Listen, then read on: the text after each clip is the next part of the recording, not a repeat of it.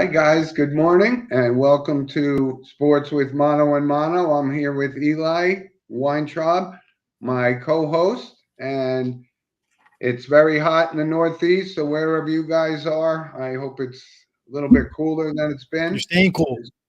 Yeah, it's already been it's already the 22nd day of June, which is really hard to believe. So this heat wave is a little bit normaler than we're accustomed to, but I Exactly. think it's gonna be that way going forward. So we got But I a mean, it's lot of very stuff late, to talk late about. going on, Yeah.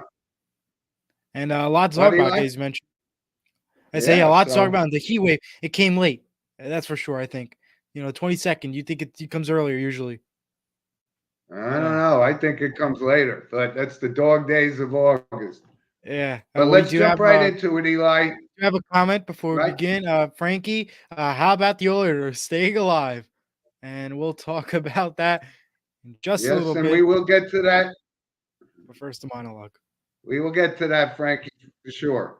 But we always start our show off with the monologue, which of course is always sponsored by Coriano Trucking of Summer Hill, New York. And Eli, this is kind of a rarity for me. So our monologue this week, I'm going to start off, and it's actually a notable passing, and it was significant to me and baseball fans around the world. Willie Mays passed away at 93. And as you know, back in May, on Willie's 93rd birthday, you and I said, we could see something happening, in a short period of time. And he ultimately passed away this week. And it made me, from a baseball, what I consider myself kind of a baseball historian. He was one of the most well-rounded baseball players of all time, meaning he could run, catch, throw, and hit. Right? Maybe not the greatest hitter. He was a lifetime 302 average, but hit 660 home runs in a very difficult place to hit home runs. Missed Right. almost 2 years because of military service. But he was really, truly a gentleman of the game. And, I go by, from people before my era, like I'm before yours. So, there's a different group of people. And when you associate it with the top baseball players of all time, I'm going to give you my list. You guys can comment, send us, an email, whatever. But I always put Ruth, Gehrig, Cobb, and Willie Mays in the top four of five. Now, five, you could put anybody in there. You could put Ted Williams, Joe DiMaggio, right? Those kind of guys. And then as those guys went into retirement, we had a new group of guys. One of the greatest hitters I ever saw was Tony Gwynn. He was like a magician at the plate. And, Rose, of course, and Andre Dawson for a period of time was just great. And now today you have the Judges and the Sotos and the Otanis and the Trouts. But Willie Mays laid the foundation for, hustle. Baseball. And these guys that are playing right now hustle because they saw highlights of Willie Mays. And we can, of course, talk about the catch in 1954 over the shoulder, literally known as the catch. But I also watched a documentary, I think it was HBO or Netflix, on Willie Mays not too long ago. What a class act. It's a big loss for baseball, but and my father and his best friend grew up watching Willie Mays play. And I remember one of my father's friends saying Willie Mays was the best player he ever saw. Of course, he didn't see Ruth and Gehrig, whatever, or Cobb and those guys. But he does stand alone, and all he did for the black community, and he used to play stickball in front of the buildings for these kids when he was young. Just a class act, and it's a big loss for Major League Baseball. It is. And going back to your list, I mean, to me, the greatest two baseball players of all time that I can think of course, is Babe Ruth, and of course, I had his name Jackson. Not Jack. Jackie Robinson. Thank you, Jackie Robinson. Those are the two greatest of all time. Well, there's no question. That is who I define as baseball and who I'd look up to in terms of the greatest of all time. Now the lane slipped me. I had it the entire time. I had just came off. I heard Jackson. That was it. But yeah, Jackie Robinson, Babe Ruth. That's what I look forward to in the greatest of all time. Of course, Willie May is one of them. He's an iconic legend and will be forever missed in the MLB world. And of course, in the baseball community in general.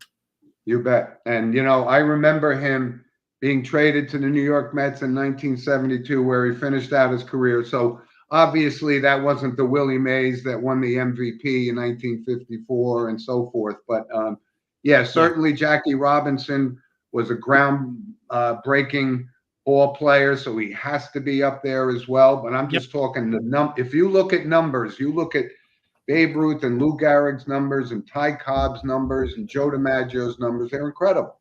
But if you look at Willie Mays' numbers, they're just as incredible. New market. Yep. So that's I would love for you folks to send in comments or send us an email at sportswithmono@gmail.com, because, you know, when we talk about the top baseball players of all time, you're going to ask 20 people and they're going to give you 20 different answers. So I wanted to give my answer, and certainly Willie Mays belongs in that conversation. No doubt. No question. So Eli, let's just kind of move on to what we witnessed last week, the U.S. Open at Pinehurst, and it was just as tough as a U.S. Open is supposed to be. And DeChambeau held off, and now you could also point and look at quote unquote, it was kind of a collapse for Rory McIlroy. And yes, it was unusual to miss those short putts, especially a guy of his caliber. It would have been his first major in over 10 years, and it just wasn't meant to be. But from an optics perspective, he didn't handle it with class and dignity like he should have. Like he just literally finished his round, got in his car, didn't congratulate DeChambeau or stand up to the media, which, and you know my feelings. I wasn't always crazy about Rory, but I supported and admired what he did against Live Golf and all those things. But this was a bad look. And, you know, he's going to somehow have to repair the damage. But give DeChambeau credit, because that bunker shot on 18 was one of the all-time great shots. It was a great shot, no question. Again, it was not his night, and golf is it's a tough sport to play, and we know that. We always say the football and basketball is hard. Golf is just as complicated. Again, you need time, precision, and, you know, you got to be into it, and the mentality needs to be right. I've said it all the time, you know, not on the show, but in general, you just need to have it. And in this case, it wasn't his night. But listen, you got to be fair. You got to talk to the media. You got to say congratulations, and you do need to move on. Unfortunately, you don't walk out like that. A little embarrassing, but again, a great U.S. Open in general.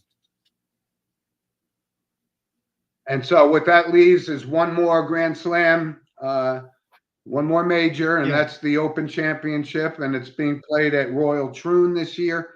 So he'll be there. He'll actually be there. Usually the week before is the Scottish Open. So hopefully he can rebound from that. He's playing pretty close to his home course. And anyway, I don't like DeChambeau, but I appreciate his talent. And the guy, he does close the door when he's had a lead. So give him credit. No question. Right?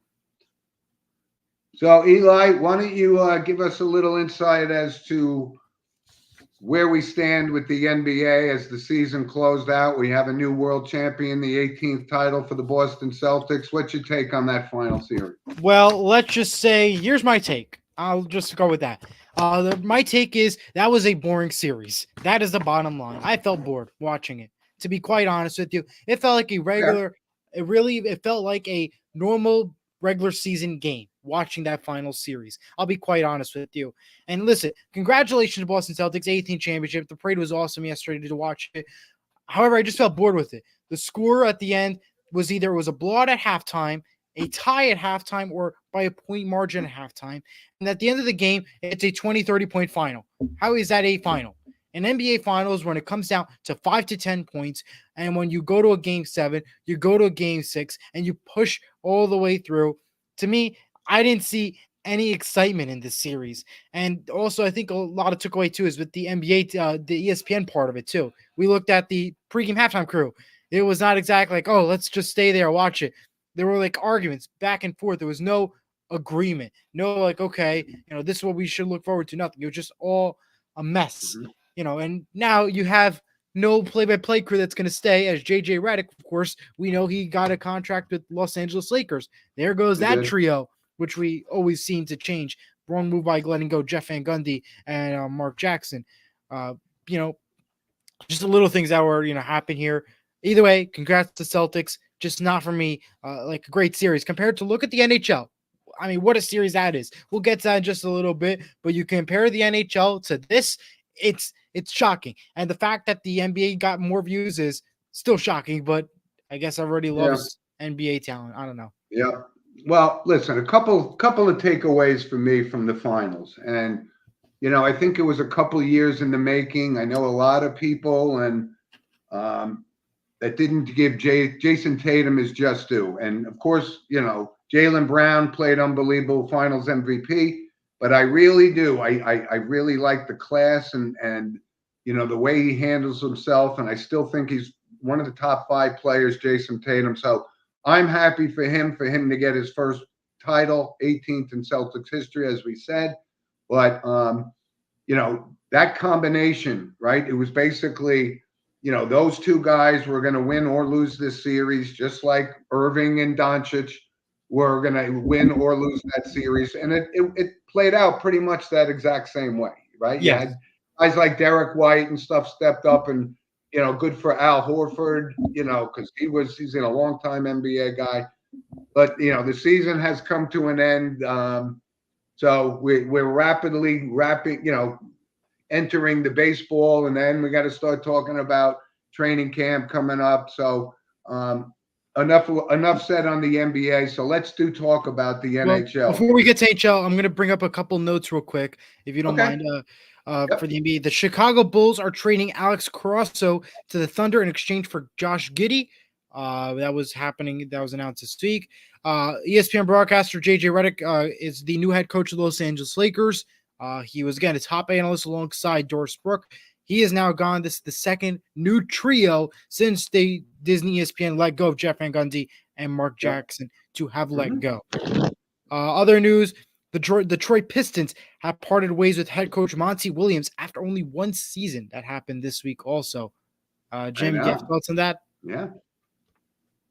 And also, I'm a little bit surprised because Monty Williams has a pretty good track record, right? He took the fall, a couple of times in his career, but one season really isn't indicative, enough to cost him his job, I think. But they had to make a change. They had one of the worst seasons in NBA history, and I'm a little bit surprised about it for sure. Yeah. No question. And the last note is the NBA draft takes place this Wednesday on 8 p.m. ABC and ESPN, followed by Thursday, 4 p.m. ESPN.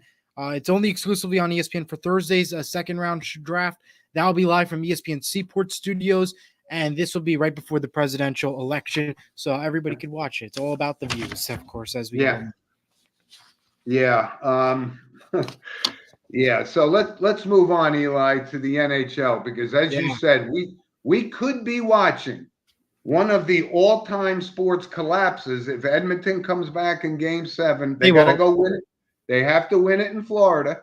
But Florida, who looked just dominating against the Rangers and the first 3 games against Edmonton, but we all knew that Edmonton had McDavid and Nugent Hopkins and all of those Leon Draisaitl's and Evan, right? Hedman, right? So it really is unbelievable. And they have won in dominating fashion 3 games in a row, against one of the toughest defensive teams ever.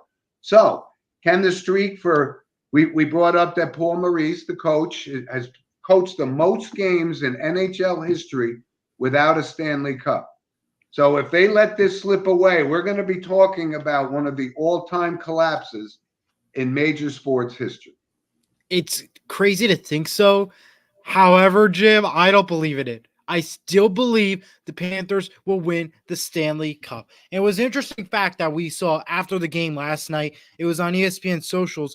The last team to ever go to force a Game 7 after being down 3-0 in the final was back in 1945. And the teams in that matchup was the Maple Leafs and the Red Wings. The Leafs were up 3-0. Red Wings came back, but they lost the final to the Maple Leafs, who became your champions. So that was previous history. Last time that happened, 1945. A long time that happened, Jim. I know. A very long time. However, how I look at it into this game is Edmonton played phenomenal last night. They played phenomenal the last 3 games. But you look at the Panthers, they played phenomenal the first 3 games. This game 7 is really a winner takes all game, and it's anybody's game. And usually I would say, well, Edmonton's up 3-0. They have the best shot of winning it all. But you got to remember, though, Panthers have had scored 11 goals in the first 3 games. Yeah. Edmonton and Oilers have scored 18 goals in the previous next 3 games, in games 4 to 6. It's a lot to think about. And also, you look at it, you're in Florida. It's a whole new atmosphere, a whole new environment. I mean, we could start with Canada. Canada and Edmonton had a phenomenal crowd last night. Every time they sing the Canadian national anthem, it's something special. Because you look at it in the beginning, they sang it as one. They're all, together. They really are in the energy in Canada. Florida, they just want to throw the rats and say they won. That's how I view it as. But unfortunately, if you look at it, Florida's the better team right now, despite Edmonton looking good in these past 3 games. That's just my opinion. I know it's a bold take, especially that they have Connor McDavid, the comeback that they had, but I just do feel that it's going to be in Florida's hands come Monday at 8 p.m. on ABC. All right, let me just give you my thoughts, because as you know, I don't jump off a sinking ship, right? And I've been all in on the Panthers. I said the Edmonton Oilers are a great team. They will win some Stanley Cups with Connor McDavid for sure. But I know this has been, up 3-0, now tied 3-3 going to game 7, but I'm going to stick with the Panthers. They're at home, which doesn't really mean a lot anymore, because that's true. 4 teams win on the road. But yeah, I think I'm going to stick with them, because they don't want to be associated with the first team to lose a Stanley Cup being up 3-0. No, I don't think they want to do that either. And I do think that Edmonton's, they played strong these past 3 games, but how much more can they hold on to it? Can they do it for another 4th straight and win it like that? I don't know. I don't see it happening. Edmonton's good. I don't think it's their time, but we will have a great viewership come Monday, and that is going to be one of the greatest, most talked about matches of all time that we will see. So be prepared, everyone.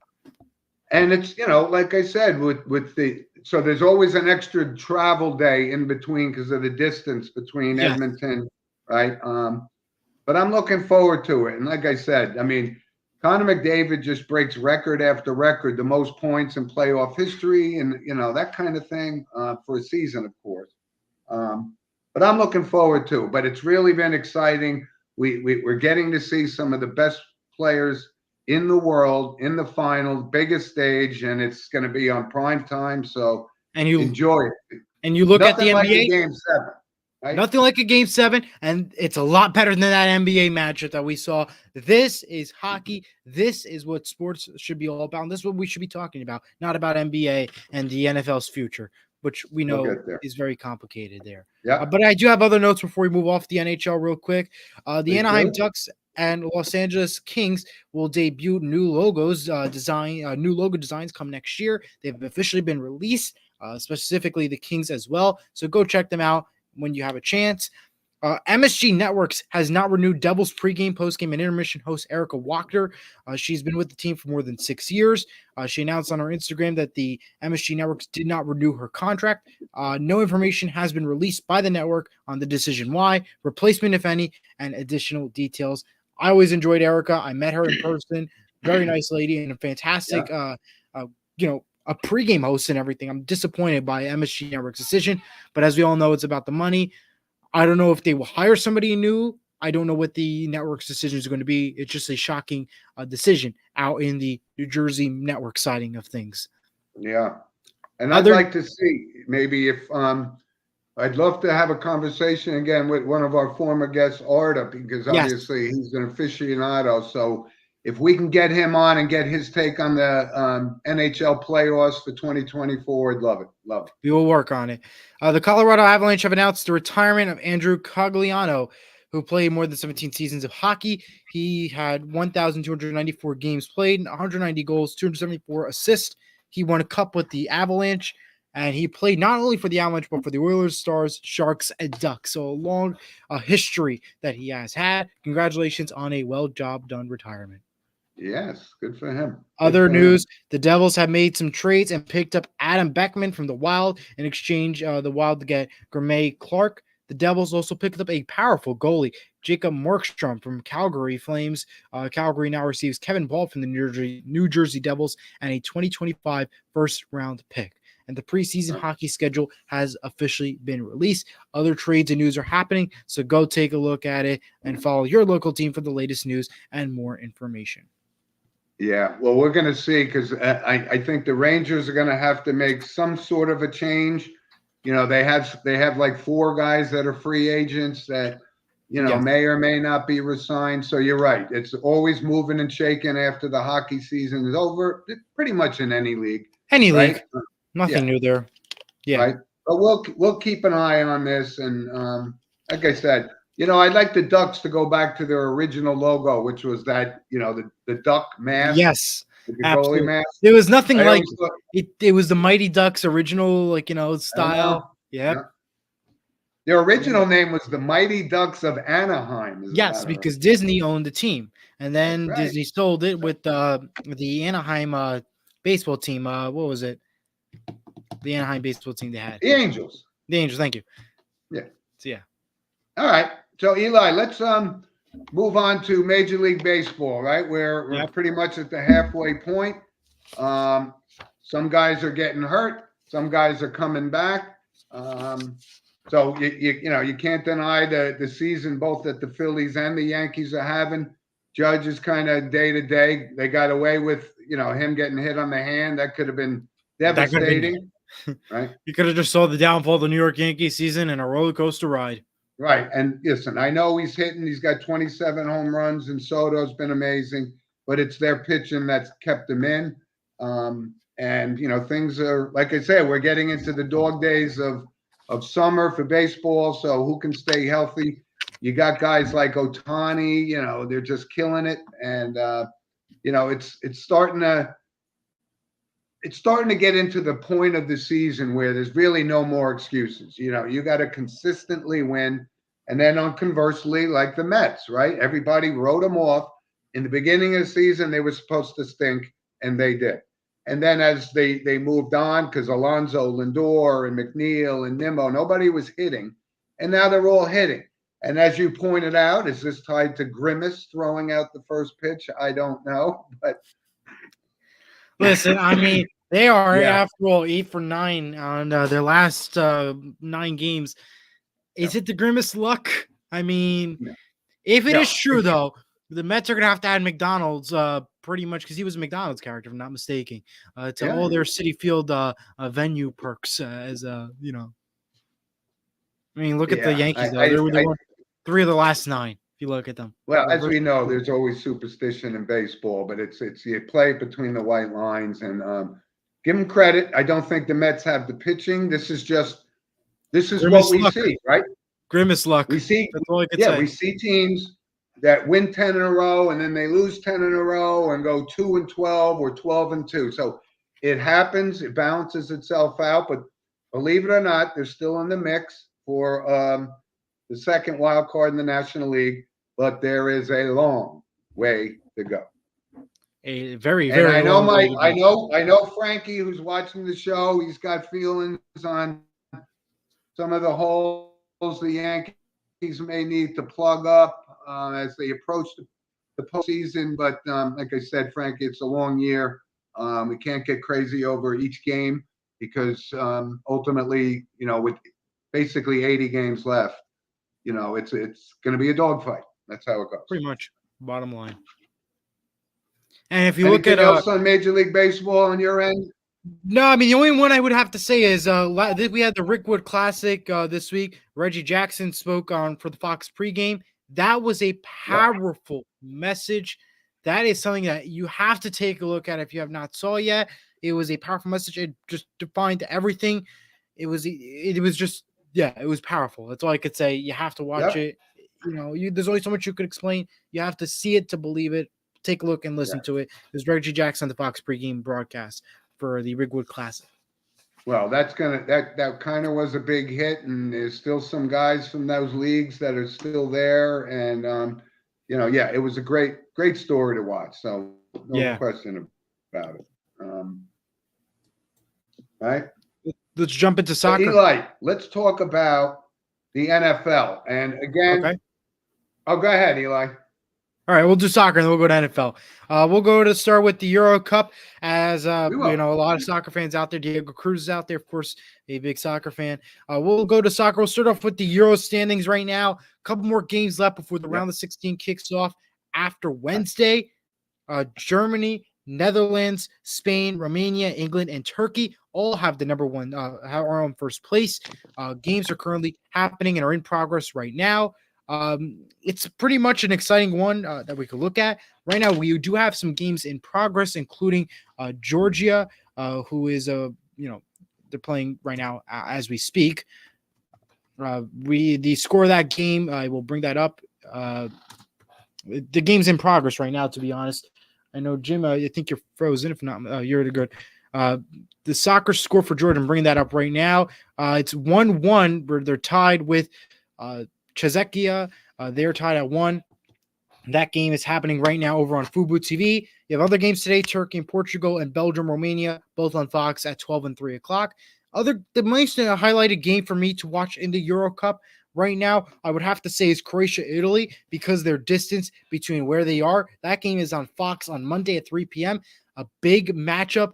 Right now, Croatia is currently at a 0-1. They have 1 draw and 0 wins so far. And they lost also 1 as well. So take a look at that matchup, 3 o'clock on Fox, Croatia, Italy on Monday. It's going to be a very good game.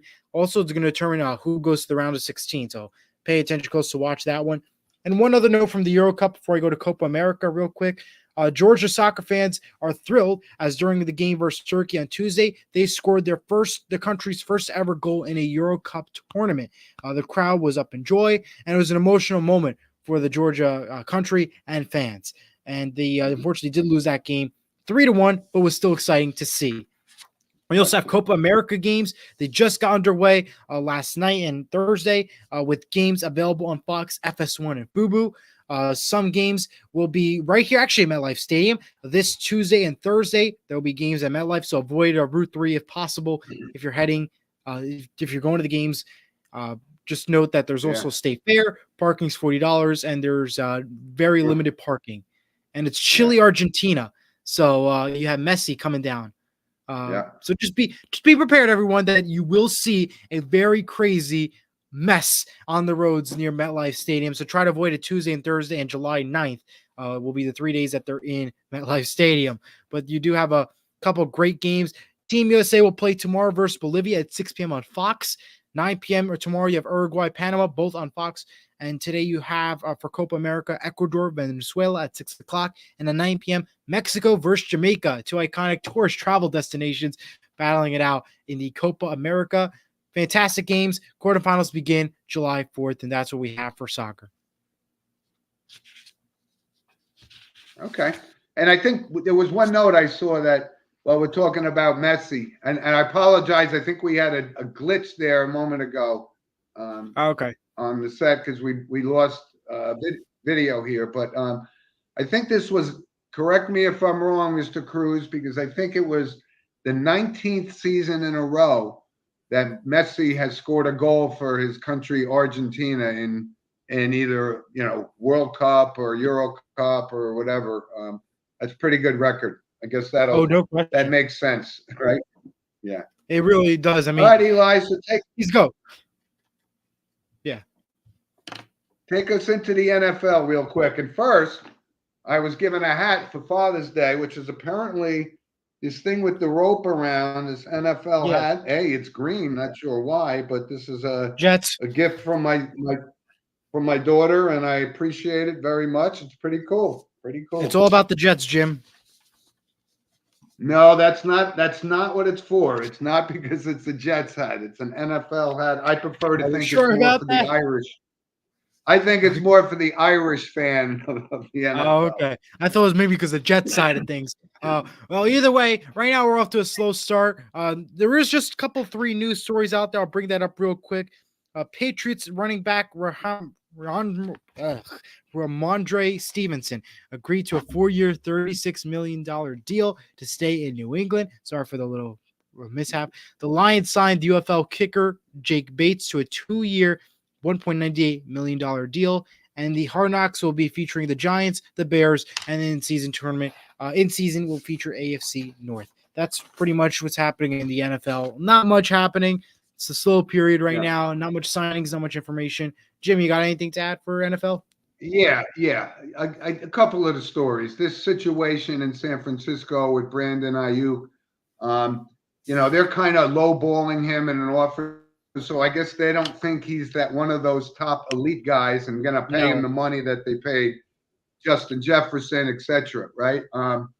So that's already gotten contention. So look for him to move at some point. He did sign. I think he signed the franchise tag, but so that was a transaction that I wanted to bring up, as well as this guy Matt Araza. Right? He was the Buffalo Bills kicker that was cut. He was accused of some sexual assault, and it turns out he wasn't even there at the time, but it cost him pretty much 2 years of his career. So he lands a job with Kansas City, of all places. Yes, indeed. We have a comment from Andrew. Good morning, guys. And George Hamilton says hello. That's reference to him being down the shore last week and coming back with a George Hamilton tan. People would know what that is. Hi, Andrew. Thanks for joining.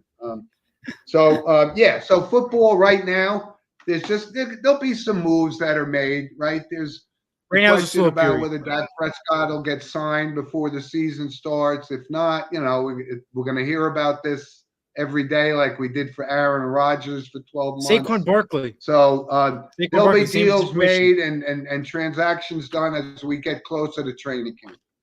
Absolutely. I mean, yeah, not much. That's all I got for the NFL because, like I said, it's hockey season, it's baseball season. Yeah. Yes. Let me see. One other. Oh, yeah, from the NFL. So, we talked about, and my feelings on Barry Sanders and where he belongs in the top 5 running backs of all time. He apparently has some sort of a heart issue, had a death scare over the weekend. So we wish him all the best because he was class. And great at what he did. So wanted to also make now, Eli, let's move on to some random points of interest. And of course, that's sponsored by Lynch Toyota of Manchester, Connecticut. And I know Mr. Lynch is feeling much, much better. So thank you again, Mike, for your continued support. And so I just got a couple of more random points I wanted to make, just more or less some observations. It drives me crazy that the New York Yankees, of all teams, and I guess this is just a sign of the times. It's a money-making thing, but they have an advertising logo on the sleeve of their shirt. It's called, I'm not even going to mention the name, but if George Steinbrenner was still alive, that would never, ever, ever have happened. Their uniforms would have remained exactly the same, no names on the back, no sponsors on the shirts. But it drives me nuts to see a company like that every single game. And, listen, make probably a smart business decision by then. But I never thought, what's next? They're going to change the name of Yankee Stadium to Pepsi Park or something? I don't know. Yes. That would be it. Yes. Yeah. And you know why, Jim? We said it time and time out. It's all about the Benjamin, the money. Yeah. We all know that's the reason why. I know. I mean, not surprised. It's the Yankees. Yeah. Yeah, so a couple other quick notes. I know you're going to have some too, and we kind of glanced over the Reddick to LA. This is his first job, but this is kind of their fallback plan because of Hurley turning them down. So, he's a great analyst. Does that translate to a great NBA coach? Well, the situation, as I pointed out in Los Angeles, is a little different because LeBron James is the coach, not J.J. Redick. But let him, he got 4 years. They're going to pay him that money. Take it. And when he realizes he has no say in anything that LeBron James wants to have happen, then he's going to, But does he have more control, though? Because he is older, after all, by a couple months. They're both born the same year, but he was older in a couple months. Does that give J.J. Redick the higher throne for just a little bit? I don't know. I don't see it. I don't see I it. mean, I do understand though. He is his own. The NBA is the LeBron James league right now. Until he No goes question. and retires, this is the LeBron James league. You apply to his rules, not Adam Silver and nobody else. But I do want to see if we will see any positive change out of the deal and what the whole group Yep. will be like. Good. Yep. I got a couple more real quick. So today, from a horse racing perspective, is the Royal Ascot. And the Royal Ascot is the epitome of pomp and circumstance, and everybody wears top hats, and all the women dress like elegant and so forth. But you wonder how much money do they spend on this presentation? But this Royal Ascot is literally on WNBC right now because it's that popular worldwide, and it's a beautiful, beautiful setting. Ascot Raceway is like 25 miles from downtown London, and the pomp and circumstance is pretty cool. And when I think about it, I watch it usually every year. Caught a couple races this morning, but I guess there's always that debate: who's the best horse to run the Royal Ascot? Like we would say, Secretariat in the U.S. Some people argue there was a horse called Franco that won the Queen Elizabeth Stakes back in 2011. No. So, but it's really nice. And the unusual thing about it is that they go counterclockwise as opposed to on our side of the Otherwise, yeah. right. So it's a combination. There are just these are all turf races, and some of them are steeplechase, which I mean, with those horses, this is a long race, and then they got to jump over hurdles and do all those kind of things. So if you get a chance, it's kind of cool to watch at least one race, Royal Ascot. And we were talking about basketball before, and I just saw this thing. I guess it's called, his name would be Olivier Real. He's from Montreal. He's going to be the tallest college basketball player ever at 7'9". 7'9", and he's going to the University of Florida. So keep an eye on this guy. Might have to bend over a little bit to get inside, but yeah. Right? All right. Couple other quick things. Just wanted to mention that Saratoga Race Course, is a few weeks away from opening season, and if you haven't had an opportunity to go up there, check out the race, spend some time in the downtown area, which is beautiful. Saratoga's coming, and looking forward to that. No question. And I just needed to give a quick shout out because my brother Steven, who's doing well, was with my nephew. His son Sean graduated from Ramapo High School in Franklin Lakes, and he's off to Scranton next year on a scholarship. So good luck to him. Congratulations to him. He's turned into a fine young man, and I wanted to certainly make sure that I mentioned it on the show. And we hope to see Steve right back on the show as well. And don't worry, even if he comes back, I will still be here. I'm not moving. I'm staying here. You're not. So I just want to, I hope we have a return for him as well. Absolutely. All right. Go ahead. Give me your random points. All right, couple random points. We'll go to the WNBA real quick. Connecticut Sun still in first place with a 13-2 record.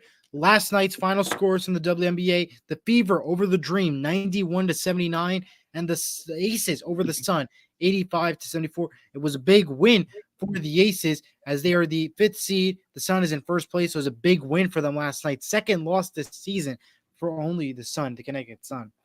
Today's games, you have Dallas, Washington, 3 p.m. ESPN 3, LA, New York, ESPN at 3 p.m., Phoenix and Minnesota, 8 p.m. NBA TV, and you have a couple games tomorrow, mostly local channels is where you'll find those games. Two other notes, 85-year-old broadcaster Dick Vitale is free of cancer and can once again call games. So congratulations on beating cancer. Michael Strahan's daughter also beat cancer. So congrats to the two of them.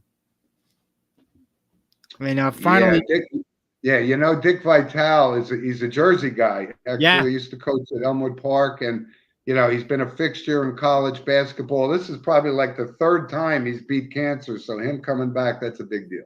Absolutely. The last note is whatever you do this next week, do not take New Jersey Transit, as there are 3 straight days worth of delays this week.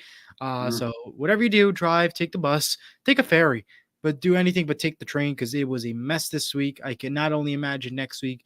That's just my only recommendation, especially with the soccer games happening as well. Just keep note of that. And yeah, that's what I got. No other All right. Well, just good heads up about the mass transit. So maybe, if I'm going to go to a Yankee game or something, I'll have to just take my private helicopter, I guess. Right? I guess, right? That's just makes sense, right? Yeah. Why not? Why not? Exactly. Why not? All right, Eli. A lot of ride. random points. A lot of random points today. So I Okay. got a recommendation, and again, it's going to be tied to our notable passings, but I'll bring that up in a little bit. So our recommendations for movies this week relates to somebody we just lost. Oh, and it's, from by the way, Hollywood. sponsored by Vital Selections, photos and movie pictures. As always, sponsored by Vital Selections. Scan the QR code to learn more. Great product. Go check it out. Yeah, it's a great product. It's a healthy product. And like I said, there's nothing but upside here. And this is a growing company. So scan the QR code, go to their site, and order away. Exactly. So, Eli, the recommendations I have, and these are movies. Now, I think one of them I actually mentioned, ironically, a few weeks ago, only because it was Memorial Day, and it was it's a great movie, The Dirty Dozen. So I'm going to give the movies, and then I'm going to tell you what's common about each one of them. Obviously, the movie from, I think, 1971, maybe 70 or 71, MASH, which is, the precursor to the long running series on CBS. Yep. Animal House, which is my favorite comedy of all time. But this gentleman was in that, and he also played a great role, a dramatic role. Mary Tyler Moore's first dramatic role was Ordinary People, and Donald Sutherland. Yeah, that's Donald Sutherland in each one of those movies. Great actor. He made a ton of work for many, many years. His son became an actor, and they just actually had a movie. They made a movie together for the first time. But he was not only in Dirty Dozen, but also Kelly's Heroes, and Jim Brown was in both of them, and there was an all-star cast in each one of them. Great actor, and we're gonna talk about that again as we close out the show with our notables, right? My pick, I think, this week, before we get to the photos, I watch game shows. I mean, there's a lot happening. I mean, new game shows. Beat the Bridge is brand new on Game Show Network. It's at 6 o'clock. It's a really good game show. 3 o'clock to 5 on Buzzer, the channel's called. You can watch The Price is Right with Bob Barker. So watch that. That's my recommendation. You go back to the old shows. I'll go back to the old game shows and the new ones that are debuting. And here's some photos now. We do. And like I said, a little backstory behind each one. So this, on the far right, is Mike Garvey, one of our loyal listeners, and he's there with his two brothers. And guess who? The Say Hey Kid. That's Willie Mays right there. As we open the show with Willie, that's a great picture, and that's a Garvey classic. So this was all about Willie today in the monologue. So that's a great picture.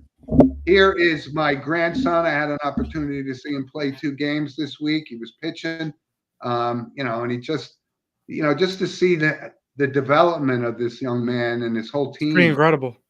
Yeah, like year after year. I mean, he's already 10, but they're doing well. Their team's doing well. And this is a picture, Eli, that I finally Miracle on found. Ice. Right? A Miracle on Ice, and it was autographed by Mark Wells, who we talked about, one of the players on that team. He had sent this, signed this for me, this picture, so I kind of treasure it. It's really a cool picture, isn't it? Wow, that's pretty incredible to see. It really is. 44 years ago that was. That's just hard to believe. It really is hard to believe. Incredible. Yeah. So listen, Eli, we have notable passings, and as we mentioned, Willie Mays, big loss for everybody. So that was it's kind of not surprising, 93, but he like we said before, he cemented his place, and I can't find anybody. I don't think anybody would comment, or anybody would send us an email that said, Willie Mays was not one of the top 5 baseball players of all time. I think he would be in most educated baseball historians' top 5 list. So big loss No there. question. And as we pointed out, Donald Sutherland, and we just rattled off a couple of his movies. I mean, this guy did a ton of MASH movies. was the biggest one, though. I mean, yeah, Hunger maybe. Games too. He was in the Hunger Games. I mean, I never saw I know, that series. So. I know the newer people, you'll understand, but I never watched it. I'll be quite honest with you. The only one that stuck up to me was MASH because I knew that was a popular show. Yeah. I mean, he had a small role in Animal House. He played he played the hippie professor, and it's a But if you want to talk about segment. like his best notable one, MASH for sure. Yeah, but I think he got recognized as well for Ordinary People because both him and Mary Tyler Moore complimented each other so great. It was a great movie. I think it won Best Picture one year, right? Yes, I believe it did. Yeah, and there was one other one, Hiram Caston. Now, Hiram Caston, he was on Seinfeld. He was on Everybody Loves Raymond. He was just one of those character actors that made, guest appearances on a lot of shows, Saved by the Bell, like 40 years ago. So, good character actor. He was 71 years old. But like I said, if you were on Seinfeld, even for one, I think he was on for maybe 2 episodes. That says a lot for your career. That means, he actually met Jerry Seinfeld at some comedy club, whatever, many years ago. And then I guess the comedic circle is a close-knit group. And, so that's who I have. Did I miss anybody that you might have? Yes, Taylor Willie from Hawaii Five-0 has died. He was at the age of 56. Right. Let's preface that with the current Hawaii Five-0 and not the original with Jack Hawaii Lord. 5-0, yes. Right. My chair just went down. That's why it was like, whoa, for a second. Okay. Yeah. But yeah. That's it, Tyler Willie? That's it, Tyler Willie. We said everything else. Hey, like we said, when we have a good week and we only have a few, that's all that matters. It makes everything better. What we want. That's what we want. But again, I hope everybody is staying cool in this weather. And again, we get comments from guys like Andrew Carolyn and Frankie Pisani and Derek Krug, and these are the guys that are watching our show, and our show is really starting to gain momentum, and our sponsorship is growing. So things are bright for Sports with Mono and Mono, and I'm looking forward to continuing this as you and I just passed, like I said, our 1-year anniversary. Absolutely. And I cannot thank you for everything. It was, really, it's been fun. And it's been a great opportunity. But you know what, Eli? It's all about our listeners, and we want to give them content. We don't want to stir controversy. We don't want to bring politics into it. It's just sports. It's not the most important thing in the world, but it's an outlet for everybody with the way things are going in our world today. So everybody stay cool. Thank you again. Have a good weekend. Your loyal listenership. And Mike, thanks for that picture. It was great. Willie Mays, that's a big picture. Awesome. Absolutely. Have a great weekend, everyone. All right, Eli, you too.